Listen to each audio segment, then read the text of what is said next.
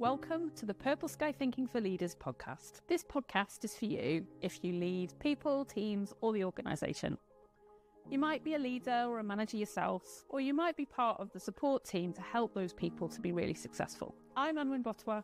I'm the Leadership Success Coach and founder of Purple Sky Consulting, and I'm going to be the host for this podcast. My mission is to help as many leaders as possible to really love what they do. I want to help you to feel more confident, more capable, more effective, so that you can build and grow happy, healthy, more successful teams. This podcast is going to be all about helping you to love leading. Welcome to this next episode of the Purple Sky Thinking for Leaders podcast. I'm Anwen, your host. I'm really happy to have you join us today. And we have got a fantastic topic and a brilliant expert to help us through that topic today. I'm joined by Natalie Houlton, and we are going to be talking about delegation and how you can ace that as a leader. So it really, really does make a difference to you and your team. So let's dive straight in. Welcome, Natalie. It's really lovely to have you with us today. Thank you for joining us. Why don't you introduce yourself to our listeners, our viewers, tell them a little bit about you and what you do. Well, firstly, I'm delighted to be here. Thank you very much for inviting me. A little bit about me. We'll start with career and then maybe talk a little bit about me. So I spent the first 15 years of my career in corporates. So 3 different companies, 3 different industries, working in a variety of L&D roles. So pure delivery back to back for many, many years, to internal consultancy roles, leadership roles, and then talent management roles. So what's lovely about that is that I got lots of really good grounding experience across, the L&D function. I then got an opportunity presented itself to me from a good friend, colleague of mine that I just couldn't turn down. Which consequently meant I set up my L&D consultancy business, Yellow Duck Development. And so that was November 2012. So just over 12 years. Yeah, I know. I literally don't know where that 12 years has gone. And so Yellow Duck Development was born, and that was born out of a desire for, I guess, felt like and still feel like we're in a position where learning gets really dry and really boring when you get into adulthood. Like literally, walk into a nursery and it's all colours and pictures and, fun and engagement and doing and practical. And then we get to kind of university or even secondary school, university level, and it's grey walls. It's no colour, no engagement, no activity, no practical. And so I saw that happening in the corporate world. Yeah. So Yellow Duck Development is the opposite to that, really. It's about fun, engaging, but focused and practical learning interventions and solutions in the business world. So I wanted to bring that element, but that doesn't mean we don't achieve stuff. Yeah. We're not working on the important stuff. We absolutely are, but we can do it in a fun, engaging, interesting, a memorable way. And so, so that's what I'm about. In terms of my why, I think it's important to say my why is to contribute. So when I work with primarily senior managers, middle manager population, our focus is all about trying to uncover what it is that they're finding challenging, what it is that they need to get unstuck from, and helping them find their own solutions, and a little bit of input from me, but are then very much about the context for them. How do we solve some of that and make them feel like they're empowered to do that? And so I love what I do. I do also work with graduate population. Oh yeah, I've loved that from what you shared before. Share a bit about that. Yes, that's a really cool gig, to be honest. I run an 18-month graduate programme for a corporate large packaging company. Now, just coming to the end of my 4th cohort with them. So it's been brilliant, and it's for me, it's all about setting the foundational skills for them, raising their self-awareness, their interpersonal skills, strengthening that, but also obviously the leadership capabilities, so that they can hit the ground running as soon as that opportunity comes up. So often we work backwards. People are in leadership roles and then we go, oh, maybe you need some help. Maybe you need some support. Yeah, we make it a lot harder than it needs to be sometimes, don't we? We Yeah. do, and I get it. Like sometimes you need the context. You need to be in those moments to know what you need. But I do strongly believe there's a whole set of skills and kind of awareness building, some of the kind of broader stuff that can really help people feel like they are equipped to take that step, take that leap. And then know what to do with it when they're presented with those different scenarios, or know where to go. Sometimes it's just that, isn't it? So I absolutely love all those different kind of facets of the work I do. So I work with people primarily around the leadership space, throughout the levels in various different scenarios and contexts. But Incredible. if I come back to the contribution pieces, then I feel like I'm adding value. I feel like I'm here to help. That's the main thing for me. So Love that. Really lovely insight into you there, Natalie. Thank you so much. You're welcome. As you probably know, and most people do, I love a bit of travel. So I like to ask our guests for either tips or insights into their own travel experiences. So share a little bit with us about kind of a favourite travel destination of yours. Well, first of all, I also love travelling. We've talked about this before, Yeah. haven't we? I grew up travelling because my dad was in the RAF. So I never lived anywhere for more than 3 years. And I lived in Europe, and I was born in Northern Ireland and lived around this country. So I think it's just in me. And I could list a whole load of countries I love: Thailand, Italy, Australia. My sister's in Australia. I guess it depends on what I'm going to do. So if it's a city break, I was in Vienna a few weeks ago celebrating a big birthday of mine. That was amazing and beautiful and magical. Good. I've never been there. I'd fancy that. Well, Yeah. it's Yeah. really, really special. But then if I want a bit of a beach or a pool and a bit of European culture, I also love Croatia. So I went to Croatia year before last, and we travelled a bit. We went to an island called Brač. Now, Brač itself, I wouldn't say is anything special, but there's a place on Brač called Milna, and it's a lovely little kind of marina with fresh seafood restaurants and lovely bakeries, and yeah, it's just a really lovely warm place with friendly people and yummy food. So that would definitely be up there. Yeah, how awful. That sounds terrible, doesn't it? Really, I'm like transported there already. So thank you for that. That was lovely. You're welcome. Thank you for sharing. So you shared with us there a little bit about your work experience, how you got into your business. Tell us a little bit about your own personal leadership experiences and what it taught you about yourself. So my career has been in L&D roles throughout, as I mentioned. So my leadership experience is leading teams of trainers, training teams, alongside leading large organisational scale projects. So those two things combined. What did I learn about myself and my own leadership skills? The list is too long for this podcast, I'd say. That's good though, isn't it? That insight. As long as you take that learning right. But and I don't get me wrong, I've made the same mistakes repeatedly, as we do. But I would say my biggest learning, particularly early on, was my discomfort for conflict. So my natural personality is to run really fast away from conflict, and avoid it at all costs, come hell or high water.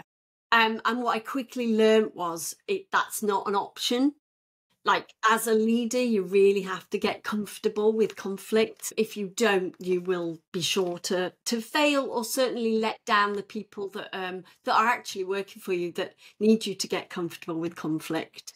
So I guess I learned that probably the hard way, but that's okay. What I also learned was, the good news is that we can learn it, we can get better at it. There are processes and behaviours and skills that you can develop that helps you get more comfortable. Never is it going to be part of my, my makeup where I go, woohoo! How do we get on with this conflict today?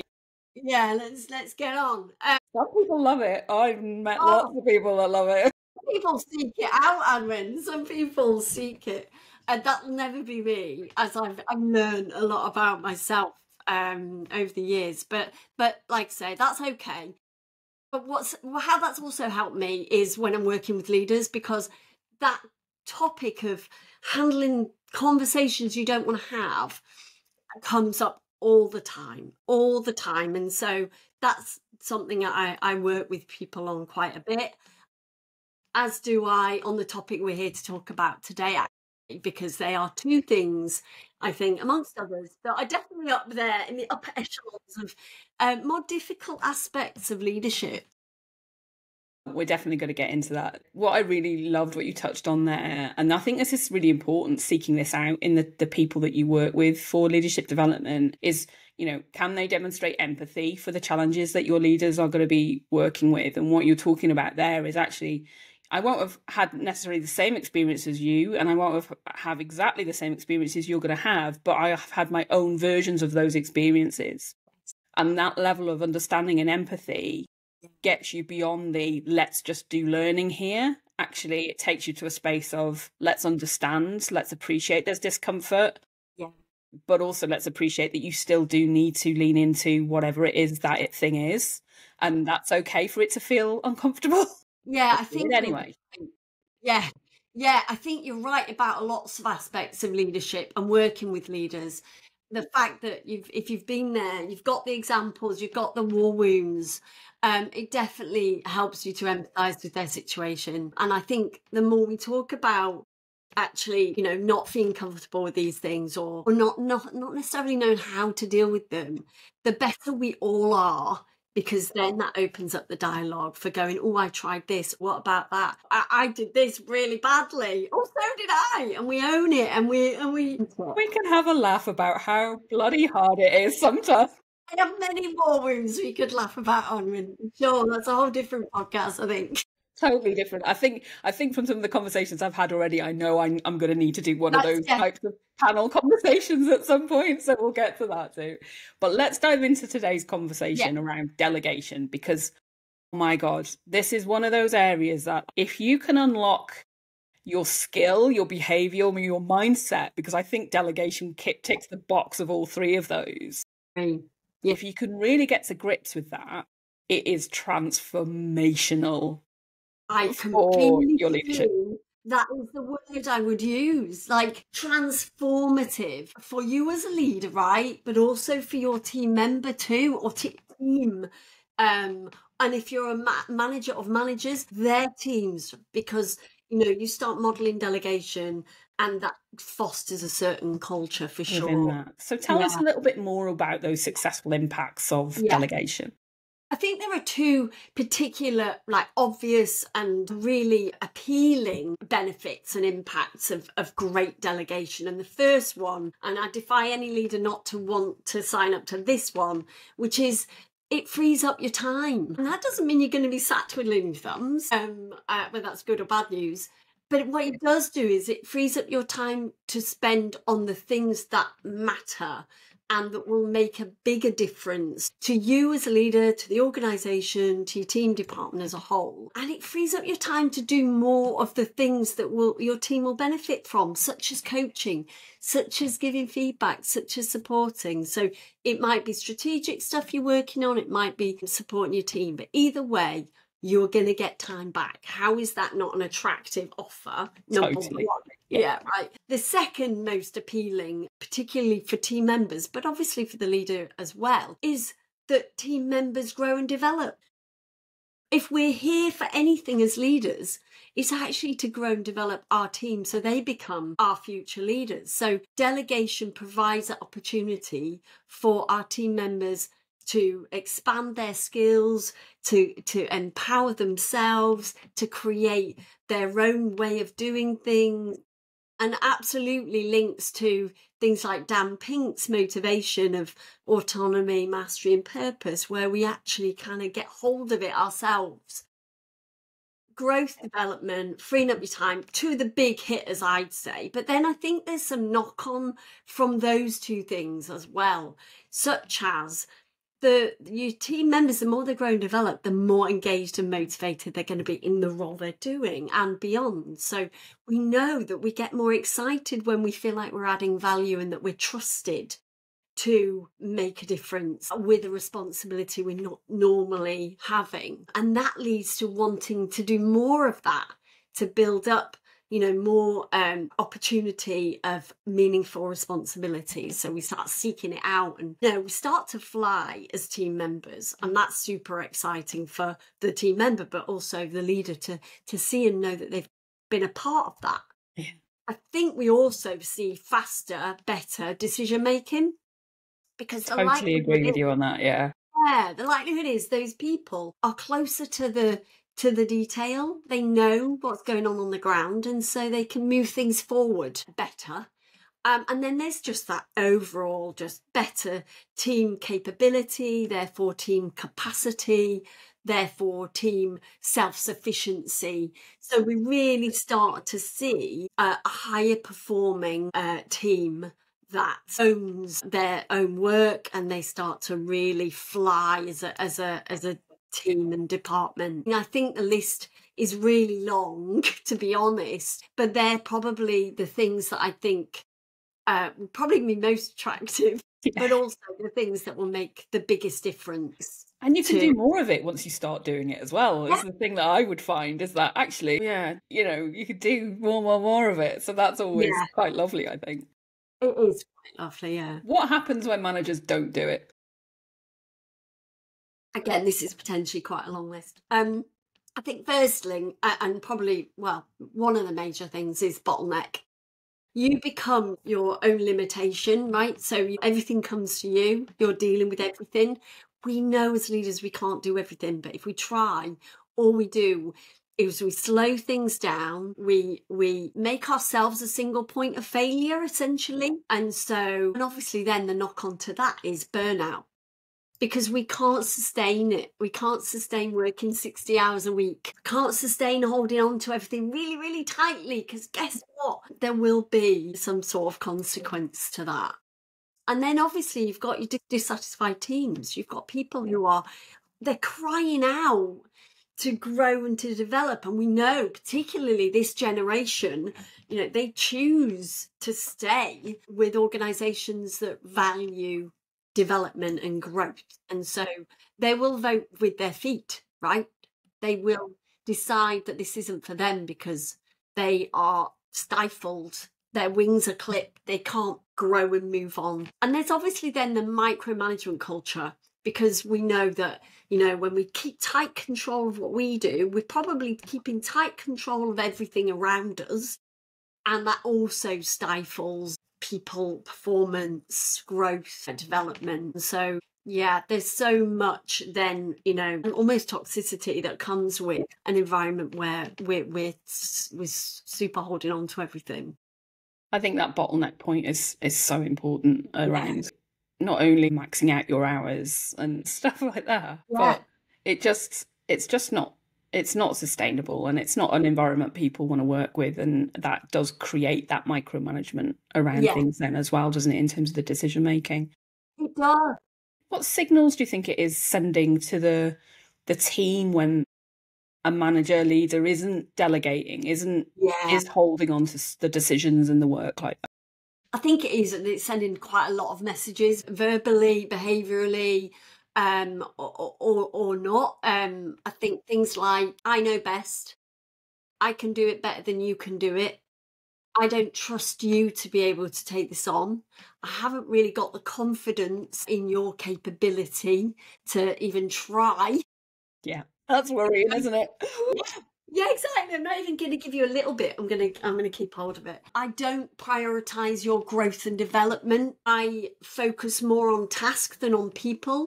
And potentially just a kind of a real message of what I deliver upwards is more important than the people that are around me and what their needs are and what they value. So I'm prioritising self-orientation. What I want matters more. So a lot of messages, I think. I think that confidence piece is a really interesting one. Lack of confidence in individuals, but I think deep down what it's demonstrating is a lack of confidence in self in that space, isn't it? Yeah, It really is, but what's really interesting is where this comes from, I think. So, why is it, therefore, that we don't see more of this? If we can see all the benefits and all the pitfalls, why doesn't it happen? And, I'm sure you hear these sorts of phrases a lot, it's quicker if I do it myself.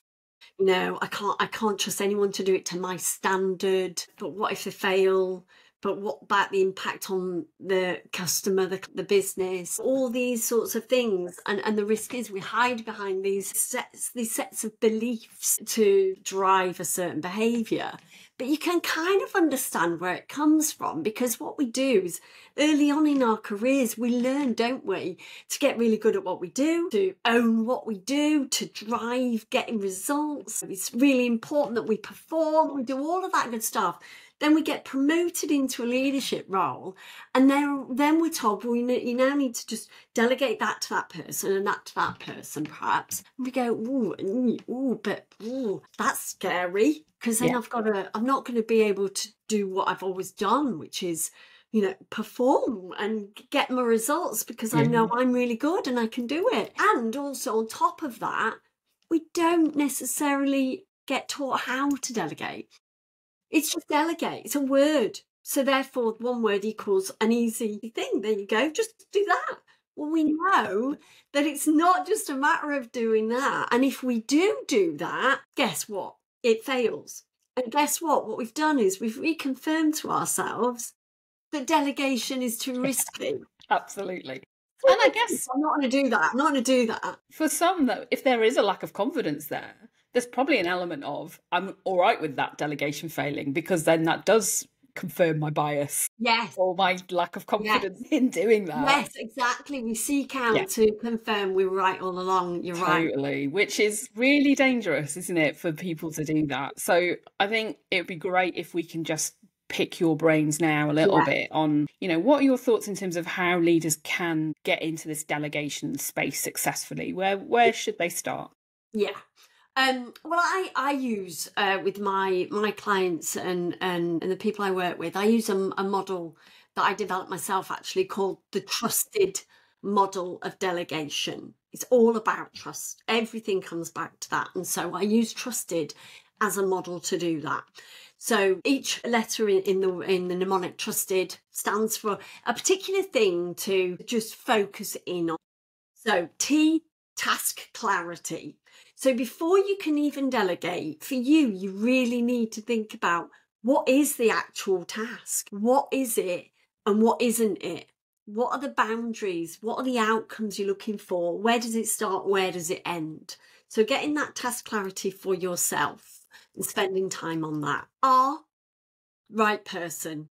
Who's the right person to assign the task to? And there's some real considerations in this. It's not just Nellie will be able to do this over there. I use the 3 C's. Capacity. Have they got the time? Capability. Have they got or shown a degree of capabilities? Doesn't mean they're already going to whiz through it, because chances are they're not, and that's all right too. But some degree of capability and you have confidence in that, and then commitment. And what I mean by that is, are they really interested and committed to the thing that you want to delegate them to them? Because we know that if the motivation and interest isn't there for them, the chances are they're not going to put heart into it. Yeah. Already potentially failing before we start. So seek out person that has those 3 C's within them. U is for underlining responsibility, or underlining your expectations of what you're giving over. What does good look like? Like really go into the specifics with the individual that you're delegating with. What does great look like? If you can show them an example, great. But, if you want them to do a report, for example, don't ask them to, complete a report. It's a 2-page report. It's encapsulating these 3 things within that report. The audience will come away with knowing A, B, and C from that report. So, bring it to life, underline your expectations and the responsibility. This is all about support and resources. What support can they expect? What support can you give? Where else can they get that support? What resources will they need? Where will they get them? Maybe you need to open up access to certain resources for this particular task. So make sure that happens. T is for trust and empowerment. Trust that they can do it. Give them the full ownership of that task and also the decisions within that scope that you're giving them. Don't expect them to come and check in for everything, because what we're doing is we're still relinquishing that control. And so it's a bit of a fake delegation, right? Yeah. Evaluate progress. And it is all about evaluation along the way. So setting those regular check-ins, because it's really important that what we're not doing is abdicating responsibility. Delegation is all about assigning a task and the responsibility of that task while maintaining accountability for the overall outcome. So it's not just throw it over the fence, because we know that doesn't work and it isn't helpful for anybody. It's all about setting them up for success. So having those regular check-ins, giving them feedback, giving them direction, support and guidance. And then finally, the D, really important, is all about the debrief and the development. So what is it that we've learned along the way? What was the outcome? How did that align to what we expected in the first place? What are we going to take forward, you and them, so that we both learn, develop and grow from this experience, so that we take those things forward. So that for me, trusted model of delegation really encapsulates for me all of the facets that make successful delegation exactly that. That's brilliant. I love that model. It's a really simple system for leaders, managers to kind of go through as a checklist for themselves in terms of where they are on doing things like that. And, you know, if you're doing that, you can do the trusted model. You know, if you're delegating the task, you're giving yourself the space to do the model well. Exactly That's right. the shift in the work, isn't it? It is, exactly. And it's a nice little like reflection tool too. You know, when I look back at that thing I delegated last month, if I've only just learnt about this model, let me just think that through. Did I get that clarity?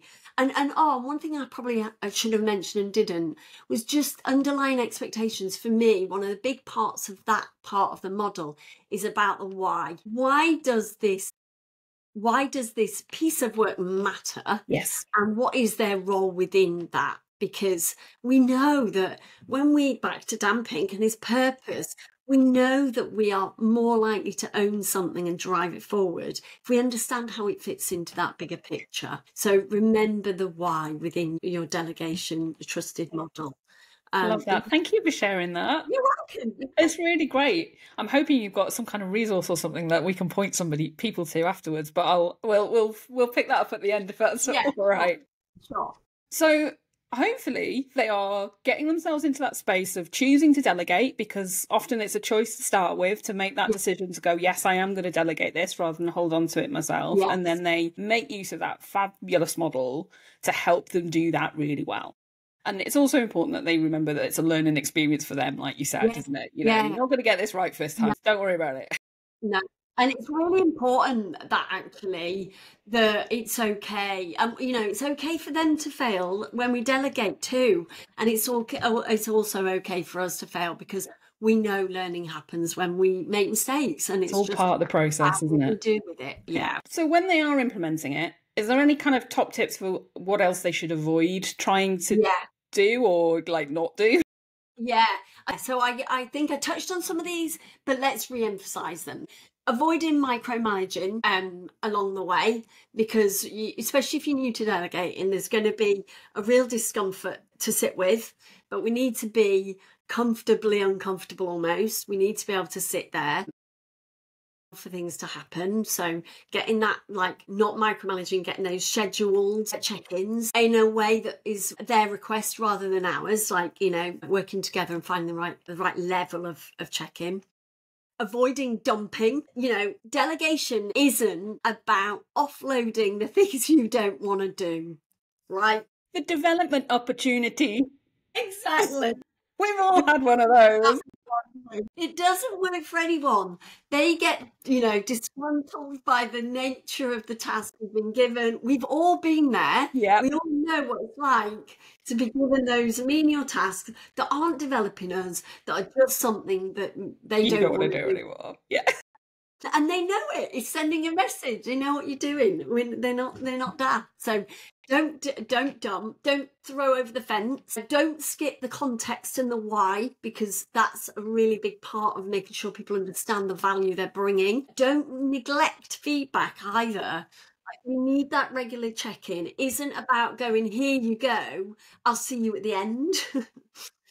We need to be seeing how they're going along the way, because that also gives us confidence. The outcome is going to match the expectation we had at the start, and we play a big role in that.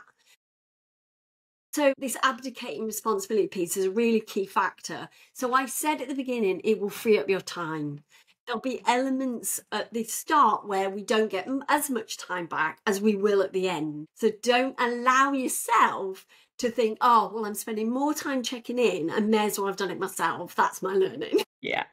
It will take a bit of time, but once they grow and develop and have confidence in themselves, the rest will come. Final one, and for me, it's probably the biggest nugget of things to avoid, and that is don't relinquish or reclaim control along the way, because I have seen this happen and I have seen the result of this. Yeah. Like, if you try and swoop in and fix it, you're undoing all of your good work and some, because now they've got absolute evidence that you don't trust their capability or value their contribution to the team or to the task.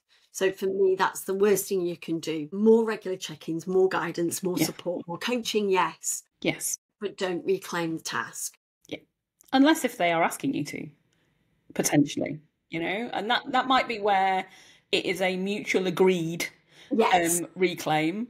But you taking full ownership of reclaiming that is just a no-go, is it? Yeah. I think the other thing they really should be get comfortable with is asking feedback from the individual they've delegated to as well, around kind of like, how's this experience been for you? What's good? What's been good? What do you need more of, less of from me? Absolutely. Yeah. Absolutely. Yeah.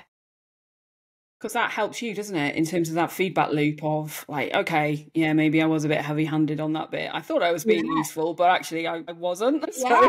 I mean, and there's nothing stopping you actually using as part of your debrief and development section of T.R.U.S.T.E.D. Totally. Actually using T.R.U.S.T.E.D. as part of your debrief. Like, totally. Did I have clarity? Do you think I had clarity? Did I underline my expectations? Did I miss anything? Did you feel trusted? Did you feel empowered? Yes. I love that. Use it. Yeah. I love that. And I think that transparency with your team, that openness and that vulnerability of, I'm trying this, or I'm thinking about these areas. What do you think? Yeah. You get so much credit for that. Like, you don't realise you are, but you really are.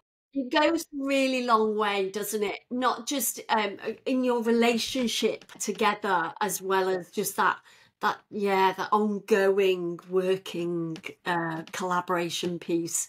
You're going to get more from your people if they feel like you've been transparent and vulnerable with them, for sure. So before we wrap up, any final tips you want to share, or have we covered everything? Yeah, a couple. I think one thing I would say is, particularly people who are fearful of delegation, is start small.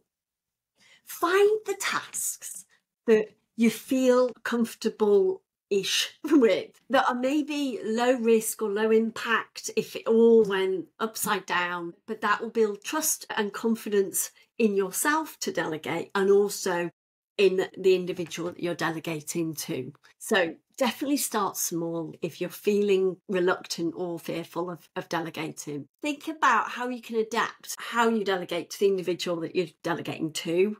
Different people will require different levels, different things from you. And that's back to have a conversation. Ask them what they need at the start and during, and evaluate that as you go along, and make sure that it's not a one size fits all. We need to still talk to the individual and find out what's working. And then I guess finally, celebrate success. As part of that, like, how did we do? How did we get on? And that isn't to say, also celebrate the failures along the way, as long as we've learned from them. Both are important, but just remember that acknowledgement of not just achievement, but effort along the way, because we know being recognised for the effort we put in is just as important as the outcome that we get. And what's really exciting about all of that, I think, is we start to create that culture, the culture of delegation for our team, and therefore empowerment and trust and all that. But also then their teams in future will do the same. And then we start to really create a great... The knock-on power and effect of getting certain level of leaders operating in a certain way. You start your leadership development of others directly because of the experience that they have. And it's such a powerful thing to remember in terms of that role modelling and the impact, the imprintation.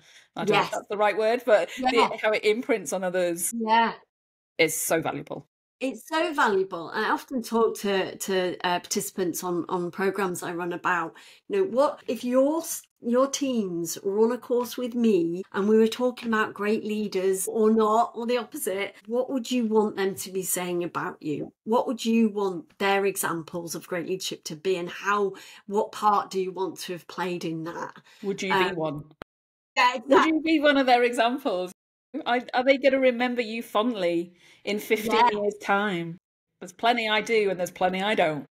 Oh, that's so wonderful, Natalie. Thank you so much. There's bags of brilliant insight, practical advice for people to kind of really start practicing and evolving their approach to delegation there. So thank you so much for that. Where can people find you? Where can they find me? They can find me on LinkedIn. So Natalie Houlton on LinkedIn. My website, so yellow.development.co.uk. They can contact me via email, natalie@yellow.development. And that's about it. I'm not on many socials, but definitely LinkedIn. And actually, you were talking about the resource. What that's done is that's given me an action. And I'm going to write a post about the trusted model of delegation on LinkedIn.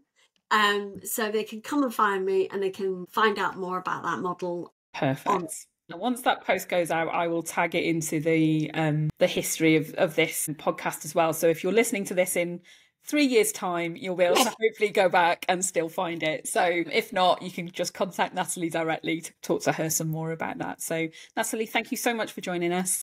You're very welcome. I've really loved it. Thanks for having me. Good. Thank you. Thank you for joining this episode of the Purple Sky Thinking for Leaders podcast. You'll find all the resources and the links that we mentioned down in the show notes. If you love this episode, why not share it with somebody else in a leadership role who you think would find this useful? If you haven't already, I'd love for you to subscribe so that you never miss an episode. And if we've earned it, why not leave us a 5-star review? I'm Anwen, your host, and I look forward to welcoming you back to the Purple Sky Thinking for Leaders podcast very soon. Bye for now.